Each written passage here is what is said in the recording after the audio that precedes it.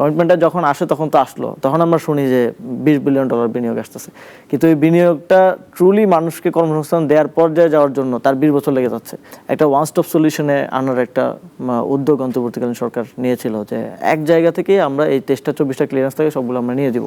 অন্তর্বর্তীকালীন সরকার প্রধান তিনি অনেকবার বিভিন্ন দেশে উন্নত রাষ্ট্রে গেছেন, আমাদের বন্ধু রাষ্ট্রদের কাছে গেছেন, এবং প্রত্যেকটা রাষ্ট্র থেকে সফরের শেষে এসে এবং সফরের মাঝামাঝি অবস্থায় সেখান থেকে আমাদেরকে আমরা জানতে পারতাম, ভালো লাগতো যে তিনি তার বক্তৃতায় বলতেন যে ইটালি, জাপান, সেই সমস্ত জায়গায় তিনি গেছেন যে তারা বসে আছে আমাদের জন্য, যে তোমরা তাড়াতাড়ি প্লিজ হেল্প করো, আমাদেরকে তোমাদের ছেলেপেলে পাঠাও, লোক পাঠাও, তারা বসে আছে নেওয়ার জন্য। এটা প্রধান উপদেষ্টার সরাসরি মুখনিসৃত কথা, এটা আমি নিজে শুনেছি।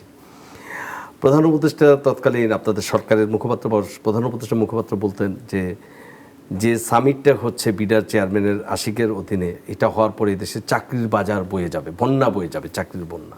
আসলে এগুলো কিছুই হয়নি। আপনি একজন সরকারের 16 মাসের একজন অংশীদার হিসেবে কি আপনি মনে করেন এই না হওয়ার পিছনে এটা আপনাদের কিছুই হয়নি বলাটা ব্যর্থতা, জেনারেলাইজ করা হয়ে যাবে? জাপানে যেটা কেয়ার গিভারদেরকে নেওয়ার যে ইয়াটা ছিল, এখন কেয়ার গিভার তো আপনাকে তৈরি করতে হবে।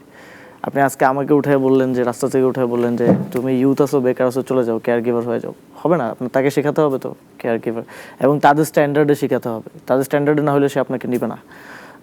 আমরা তো এখানে হাজার হাজার মালয়েশিয়া থেকে, হাজার হাজার সৌদি আরব থেকে হাজার হাজার ভিসা এনে লেবার পাঠানোর কথা বলছি না বা বলি নাই, স্পেসিফিক কিছু সেক্টরে লোক পাঠানোর কথা বলেছিল। আমার জানা মতে বাংলাদেশে কেয়ার গিভারদের ট্রেনিং কয়েকটা চলছে অলরেডি। একই সাথে তাকে ভাষাও শেখাতে হয়, কিন্তু আপনি চাইলেই বলবেন যে আজকে 10,000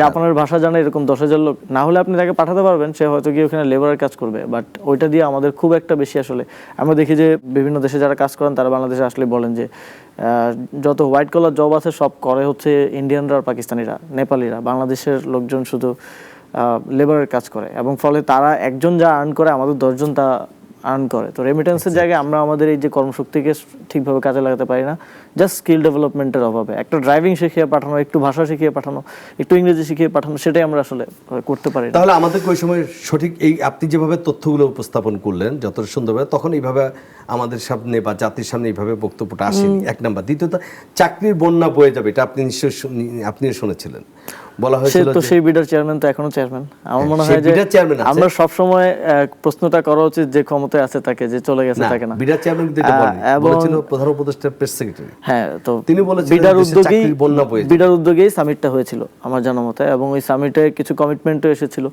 যে বাংলাদেশে বিনিয়োগ আসবে। কিন্তু বাংলাদেশে বিনিয়োগের এমন মানে বাংলাদেশে যারা বিনিয়োগ করেন বা করছেন তাদের সাথে যদি আপনি কখনো, আমরা সরকারে থাকতে বা এখনো বিভিন্ন আন্তর্জাতিক সংস্থার সাথে আমাদের আলোচনা হয়, বৈঠক হয়, তো তাদের একটাই সমস্যা যে মানে কিছু কিছু সংস্থা 20 বছর আগে বাংলাদেশে বিনিয়োগ করে রেখেছে, জমি কিনে রেখেছে, কিন্তু কিছু করতে পারে নাই।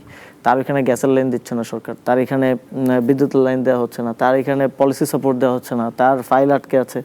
অন্তত 23টা নাকি 24টা ক্লিয়ারেন্স লাগে, অর্গানাইজেশন ক্লিয়ারেন্স লাগে, সেটা সে পাচ্ছে না। তাহলে এই যে মানে বিনিয়োগের কমিটমেন্ট আসার পরে এই চাকরির বন্যা বয়ে যাওয়ার জন্য তো সেটার এক্সিকিউশন লাগবে মাঠে। কমিটমেন্টটা যখন আসে তখন তো আসলো, তখন আমরা শুনি যে $20 বিলিয়ন বিনিয়োগ আসতেছে, কিন্তু এই বিনিয়োগটা ট্রুলি মানুষকে কর্মসংস্থান দেওয়ার পর্যায়ে যাওয়ার জন্য তার 20 বছর লেগে যাচ্ছে। অনেকে বিরক্ত হয়ে চলে যাচ্ছে যে জায়গা একটা কিনছি, থাক বাংলাদেশে, যদি চলে যাই। তো এরকম তারপর আবার আইনি জটিলতা আছে, কোর্টে আটকে থাকে, বিভিন্ন ধরনের প্রবলেম আছে। তো এগুলোকে একটা ওয়ান স্টপ সলিউশনে আনার একটা উদ্যোগ অন্তর্বর্তীকালীন সরকার নিয়েছিল যে এক জায়গা থেকে আমরা এই 23টা ক্লিয়ারেন্স থেকে সবগুলো আমরা নিয়ে দিব, যাতে করে যে বিনিয়োগ দিতে আসছে তার যে এক্সপেরিয়েন্স সেটা যাতে বেটার হয়, দীর্ঘসূত্রিতা যেন না হয়। কিন্তু আলটিমেটলি আমাদের এখানে প্রসেস এটা কতটুকু সরকার করতে পেরেছে এটা বিডা হয়তো এখন বলতে পারবে, কিন্তু এটা আমি তো সরকারের কাজ করছি, ফলে আমি দেখেছি যে এই প্রত্যেকটা অফিসের বা প্রত্যেকটা ইয়ার নিজস্ব আবার এক ধরনের লাল ফিতার দৌরাত্ম আছে, যে আমরা 23টা অর্গানাইজেশন বলছি, কিন্তু একটা অর্গানাইজেশনের ভিতরে আপনার ফাইলে সাইন নিতে হয় 10টা জায়গা থেকে। তো 23টায় আপনি 200-300 জায়গা থেকে আপনার ক্লিয়ারেন্স আনতে হচ্ছে, এবং আমাদের যেই সিস্টেম, এই সিস্টেমে হয়তো কোথাও আপনার ফাইল আটকে রাখবে, কোথাও আপনাকে ঘুষ দিতে হবে, কোথাও আপনাকে। তার মানে সংস্কারটা আসলে জনপ্রশাসনও খুব জরুরি দরকার ছিল। সংস্কারের ক্ষেত্রে পুরো সিস্টেমকে আসলে এটার সাথে অ্যাকোমোডেটিভ হইতে হবে সংস্কারের প্রতি, এবং নতুন কিছুকে ধারণ করার প্রতি। আমরা দেখেছি বিভিন্ন ক্ষেত্রে একদম ছোট ছোট পরিসরে, যেটা সংস্কার করার জন্য সংবিধান পরিবর্তনের কিংবা আইন সংস্কারের প্রয়োজন নাই, জাস্ট একটু যে বসে বসে আছেন মন্ত্রণালয়ে তার একটু সদিচ্ছা এবং পুরো সিস্টেমের একটু সদিচ্ছা দরকার। কোন একটা দপ্তর সংস্থা বা একটা মন্ত্রণালয়ের অধীনে একটা ছোট অফিসকে বলা হয় যে এটা বাস্তবায়ন করো, তো সে দেখে যে এটা বাস্তবায়ন করতে গেলে তার স্বার্থ যেটা বা তার যে উপরি পাওয়ার যে সুযোগ সেটা নষ্ট হয়ে যাচ্ছে, তখন সে সেটা আর করে না, আপনাদের সেটা সে আমলেও আটকে এটা দেয়। হয়েছে? হ্যাঁ, আমাদের সময় এটা হয়েছে। আপনি ডিজিটালাইজেশনের কথা বললেন, আমরা ডিজিটাইজেশন যখন করতে গেছি তখন দেখলাম যে আসলে স্থানীয় সরকার প্রতিষ্ঠানগুলো চায় না যে ডিজিটাইজেশন হোক, তারা চায় তাদের থেকে একটা সাইন নেয়ার জন্য যখন আইডি কার্ড করতে হয় বা পাসপোর্ট করতে হয়, তারা চায় তাদের থেকে একটা সাইন নেওয়ার জন্য মানুষ গিয়ে লাইন ধরুক, কারণ লাইন ধরলে জনপ্রতি 500 টাকা 1000 টাকা করে সে পাচ্ছে।